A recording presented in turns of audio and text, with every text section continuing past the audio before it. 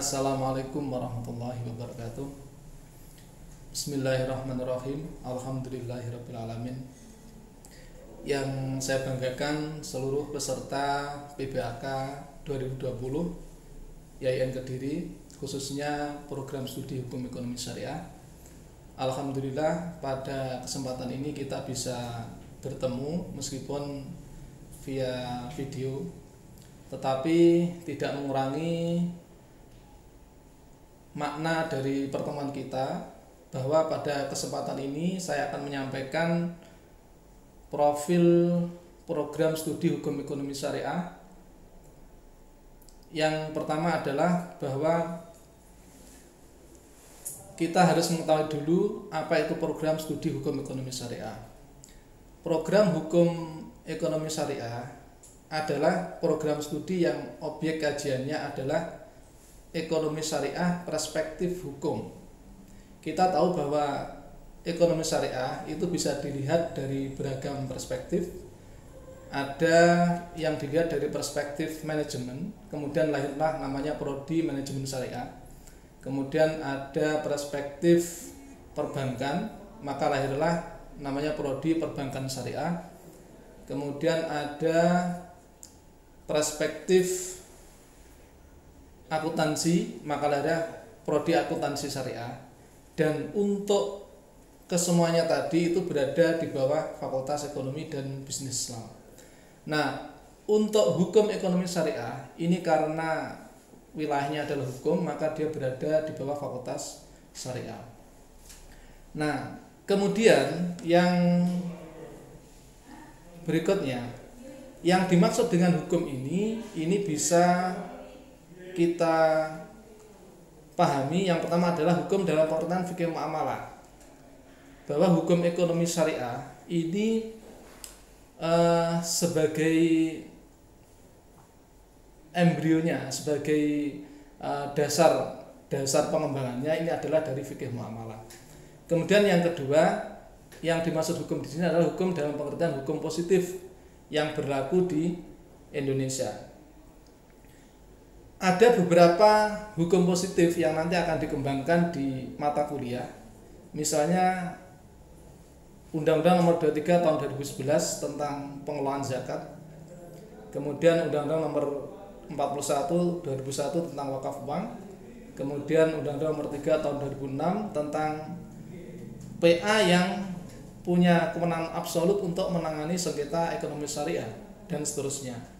Jadi yang nanti akan menjadi objek kajian di program studi hukum ekonomi syariah itu meliputi hukum dalam dua perspektif. Pertama adalah hukum dalam pengertian fikih muamalah, kemudian yang kedua adalah hukum dalam pengertian hukum positif yang berlaku di Indonesia.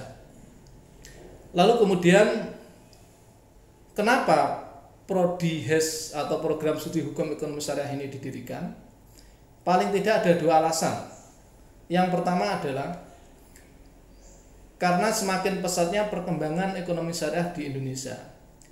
Jadi perkembangan ekonomi syariah, baik itu bank maupun non-bank, itu harus dibarengi dengan perkembangan hukum ekonomi syariah. Karena nanti ketika ada sengketa ekonomi syariah, misalnya, atau ketika lembaga-lembaga tadi menginginkan panduan terkait dengan pelaksanaan kegiatan ekonomi syariah, maka harus ada payung hukumnya. Sehingga atas dasar ini maka kemudian lahir program studi hukum ekonomi syariah.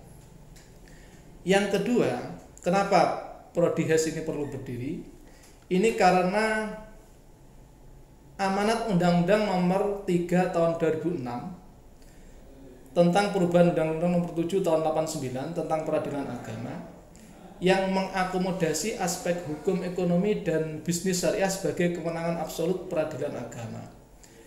Jadi sejak tahun 2006 undang-undang kita mengamanatkan bahwa seluruh persoalan ekonomi syariah, baik itu yang terjadi di perbankan maupun yang non-bank, itu penyelesaiannya harus melalui pengadilan agama.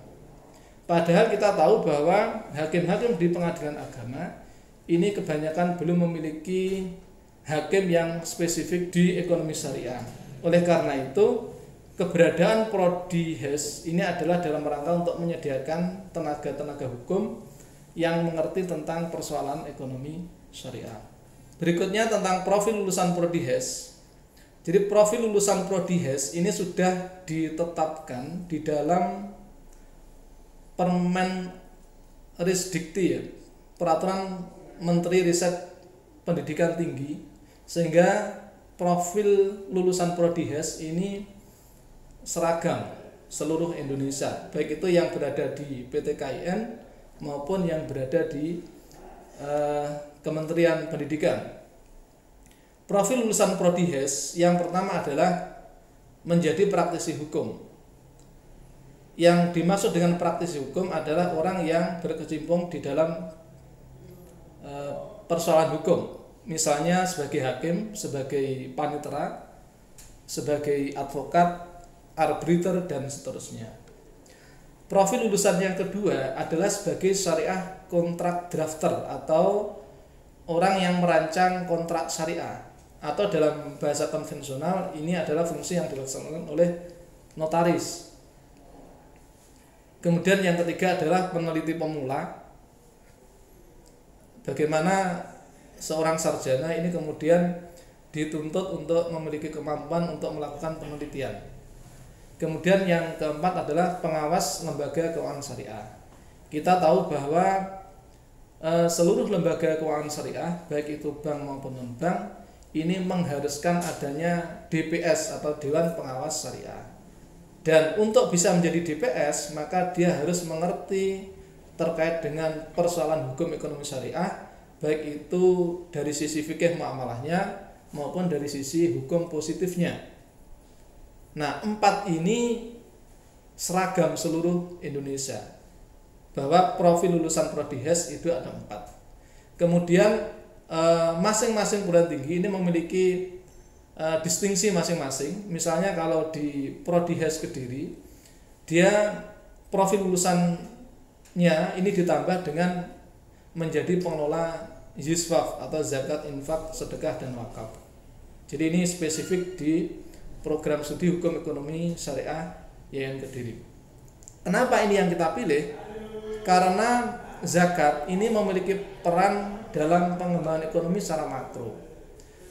Data per 2020 potensi zakat di Indonesia itu sebesar 330 triliun. Sedangkan yang bisa ditangani oleh Basnas itu baru 10 triliun. Sehingga masih ada 320 triliun yang belum tergarap dengan baik.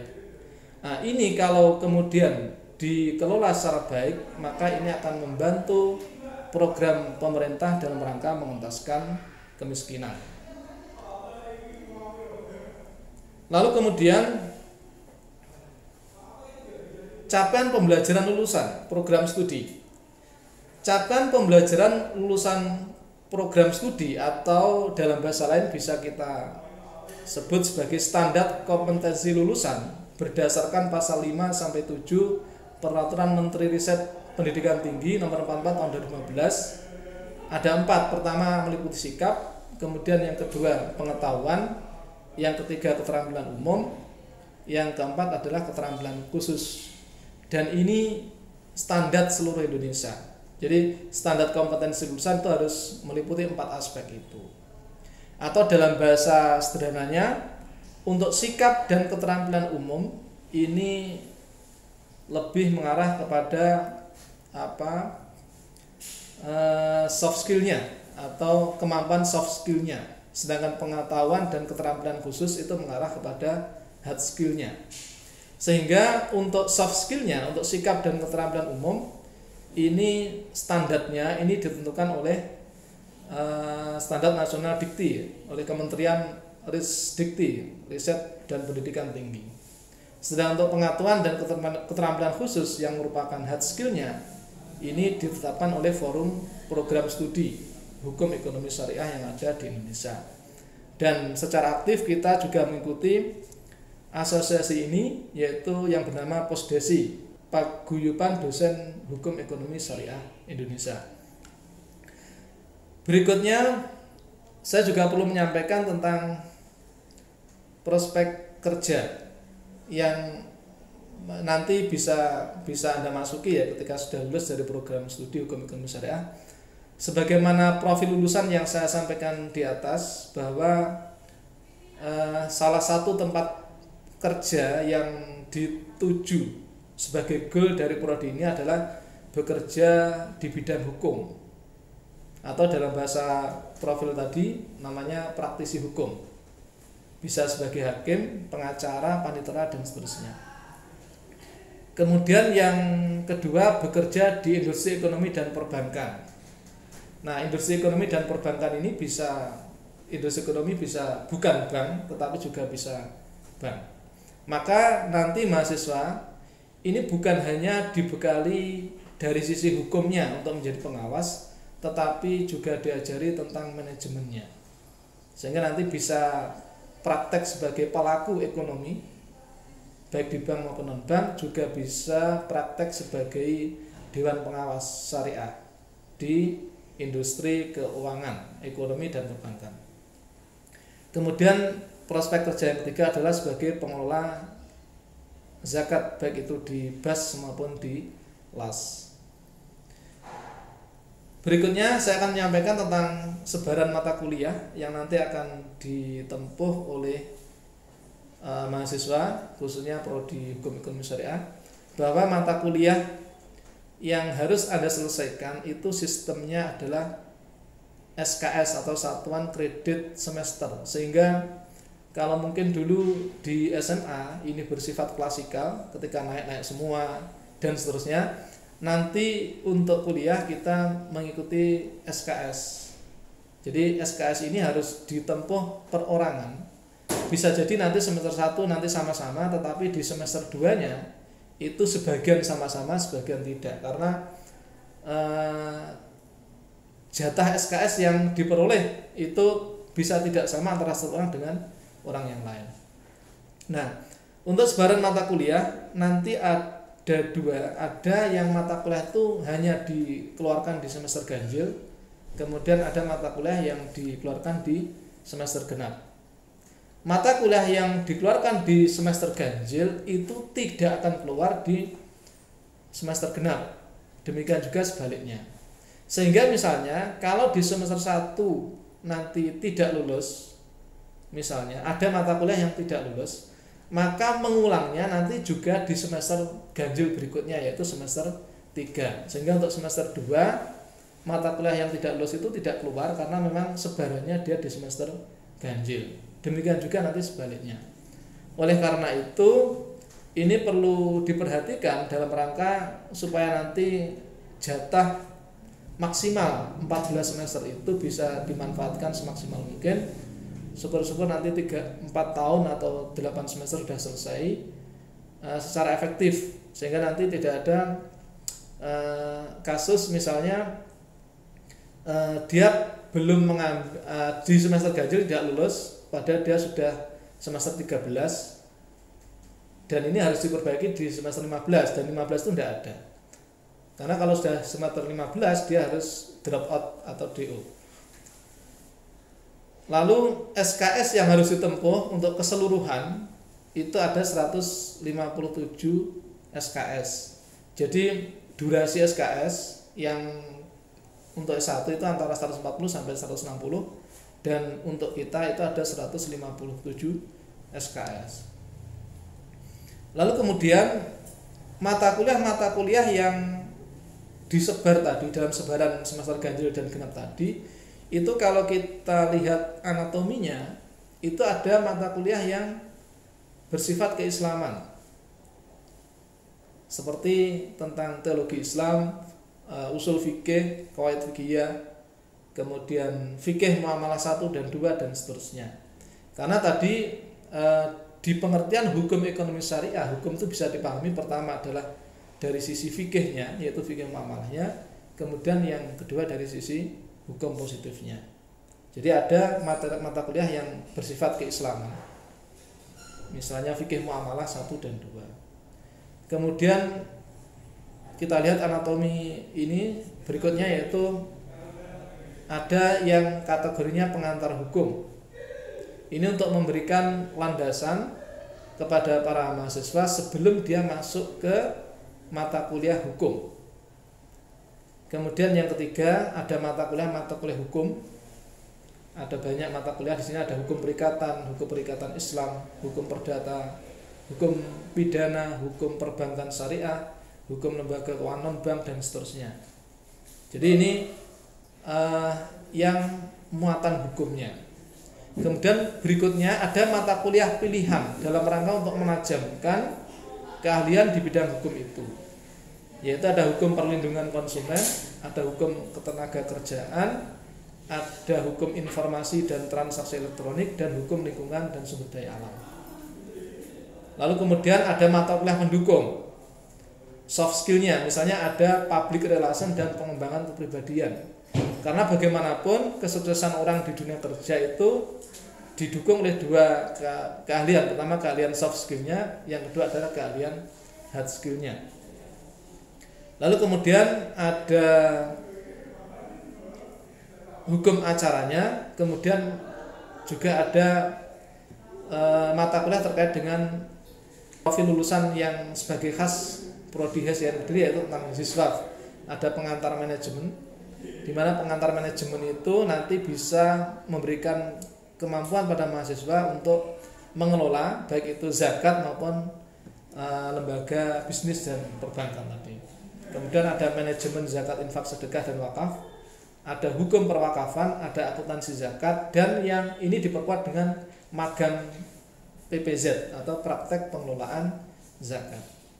Lalu kemudian yang terakhir ada mata kuliah pendukung lain, yaitu kewirausahaan, di mana ini untuk memberikan alternatif pada mahasiswa. Jadi ketika dia tidak bisa masuk ke, atau ini pilihan, apakah mahasiswa itu mau masuk ke profil lulusan yang sudah di target tadi, atau dia ingin berwirausaha.